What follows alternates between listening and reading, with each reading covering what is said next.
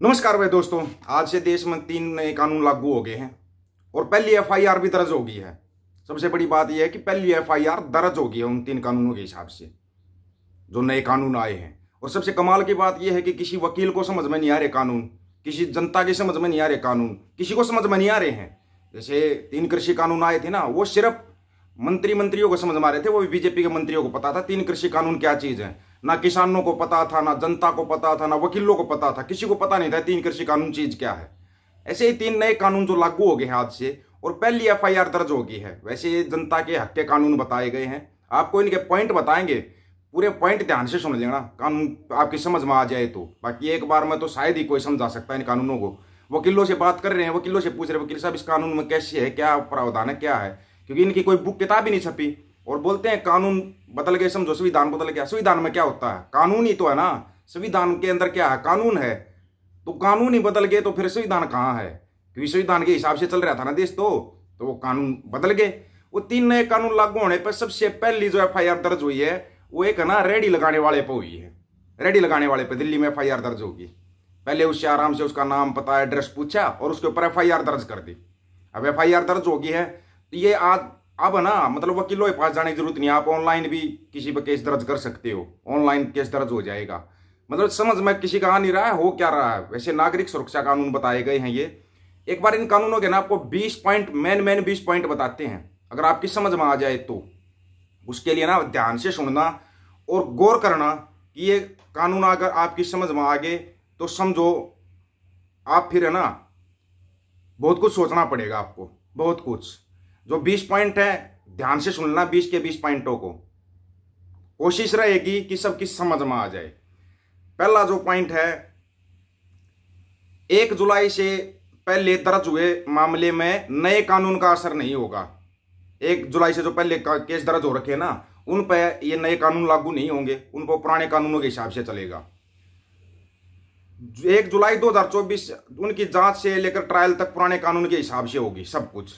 अब जो ये कानून लागू हुए हैं, 3 कानून कौन कौन से हैं सुन लेना एक बार, अगर आपकी समझ में आते तो। भारतीय नागरिक सुरक्षा संहिता BNSS और भारतीय न्याय अधिनियम BNS, IPS और CRPS की धाराएं बदल भूल के जाओ अब। और एक है भारतीय साक्ष्य अधिनियम। इसका दूसरा पॉइंट सुन लो अभी ध्यान से। 1 जुलाई से नए कानून के तहत एफआईआर दर्ज हो रही है और इसी के अनुसार जांच से लेकर ट्रायल पूरा होगा।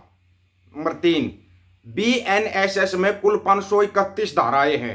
इसके 177 प्रावधानों में संशोधन किया गया, जबकि 14 धाराओं को हटा दिया गया है और 9 नई धाराएं और 39 उप धाराएं जोड़ी गई है।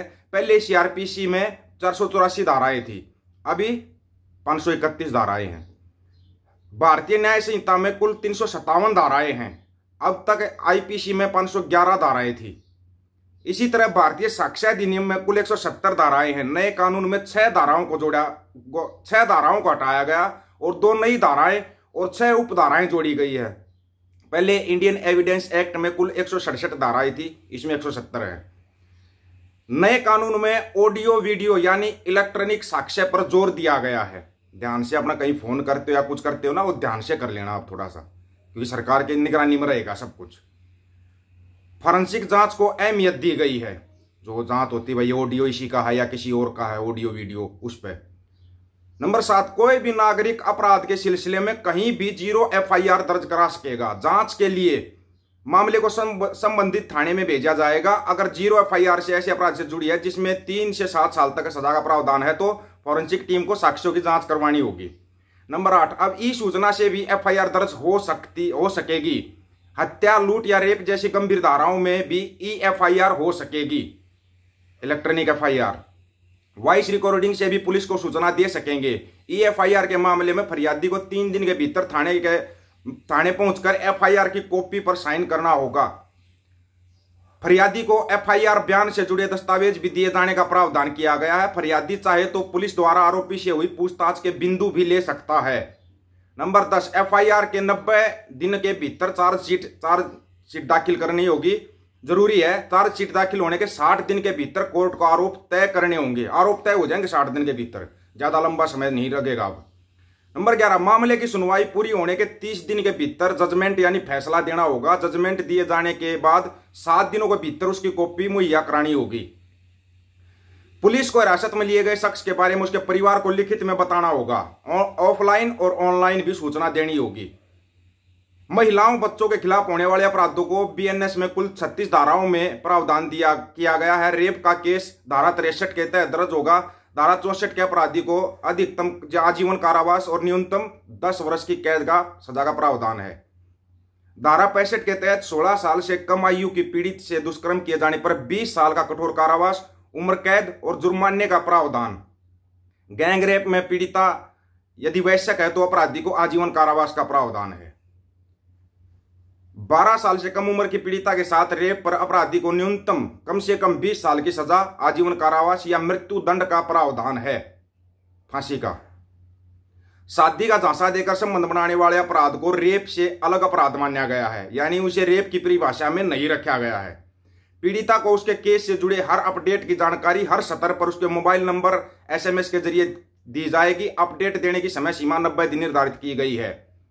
राज्य सरकारें अब राजनीतिक केस, पार्टी वर्कर के धरना प्रदर्शन, अब आएंगे असली पॉइंट, थोड़ा ध्यान से सुनना, और आंदोलन से जुड़े केस एक तरफा बंद नहीं कर सकेगी। धरना प्रदर्शन उपद्रव में यदि फरियादी आम नागरिक है तो उसकी मंजूरी लेनी होगी। किसान आंदोलन याद तो आया होगा। मॉब लिंचिंग भी अपराध के दायरे में आ गया है। शरीर पर चोट पहुंचाने वाले अपराधों को धारा 100 या 140 तक बताया गया है। हत्या के मामले में धारा 103 के तहत केस दर्ज होगा। धारा 111 में संगठित अपराध के लिए सजा का प्रावधान है। धारा 113 में टेरर एक्ट बताया गया है। मॉब लिंचिंग के मामले में 7 साल की कैद या उम्र कैद या फांसी की सजा का प्रावधान है। ये मॉब लिंचिंग वाले समझ जाना, कहीं फिर बाद में को फांसी तक की सजा का प्रावधान है, चुन चुन के लिया जाएगा। चुनावी अपराध को धारा 169 से 177 तक रखा गया है। संपत्ति को नुकसान, चोरी, लूट और डकैती आदि मामलों को धारा 303, 334 तक रखा गया है। मानहानि का जिक्र धारा 356 में किया गया है। दहेज हत्या धारा 79 में और दहेज प्रताड़ना धारा 84 में बताई गई है। अब सुन लो ध्यान से, ये बना दिया पुलिस को मतलब फुल अधिकार है। एक SHO, एक थाने का SHO अगर चाहे तो किसी के ऊपर देशद्रोह का केस लगा सकता है, यानी NSA लगाकर जेल के अंदर डाल सकता है। कोर्ट कचहरी में जाने की जरूरत नहीं है, ये कर दिया गया है। इसीलिए क्या था, जो दिल्ली में गुटखा बेचने वाला था उसके ऊपर इन लोगों ने पहला केस दर्ज किया है। पहला केस गुटखा बेचने वाले, गुटखा बीड़ी सिगरेट जो बेचता ना रेडी लगा के, ये दिल्ली में रेडिया तो लगाते, तकरीबन लोग लगाते रेडिया, वो रेडी वाले में पहला केस दर्ज हुआ। अब ये आम नागरिकों के लिए कानून है, ये आम नागरिकों के कानून है, ये आम नागरिकों की सुरक्षा के कानून है, वो अब आप लोग समझ लेना। मतलब इतना समझ जाना कि अब एक पुलिस के SHO के पास भी इतना अधिकार है कि आपको उठाकर आपके ऊपर देशद्रोह का या जो NSA लगा के जेल के अंदर डाल सकता है। ये पुलिस को पूरे अधिकार दिए गए हैं।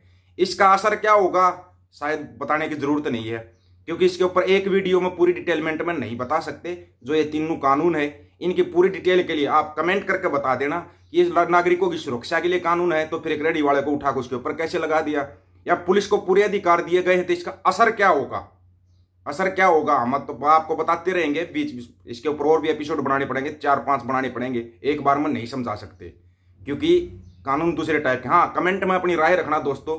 जो ये 3 नए कानून आए हैं वकीलों को तो समझ में नहीं आ रहे, अगर किसी के समझ में आए हो तो कमेंट में अपनी राय रख देना। सभी साथियों को राम राम, नमस्कार, आदाब, सत श्री अकाल। वीडियो को ज्यादा से ज्यादा शेयर, चैनल को सब्सक्राइब और बेल आइकन को जरूर दबाना दोस्तों। ऑफिशियल दीपक फौजी यूट्यूब चैनल, बात हक और सच की करेंगे, हक सच की बात हम करेंगे। वीडियो को शेयर करने की जिम्मेवारी आप लोगों की है। गज के आखो, वाहेगुरु जी का खालसा, वाहेगुरु जी की फतेह।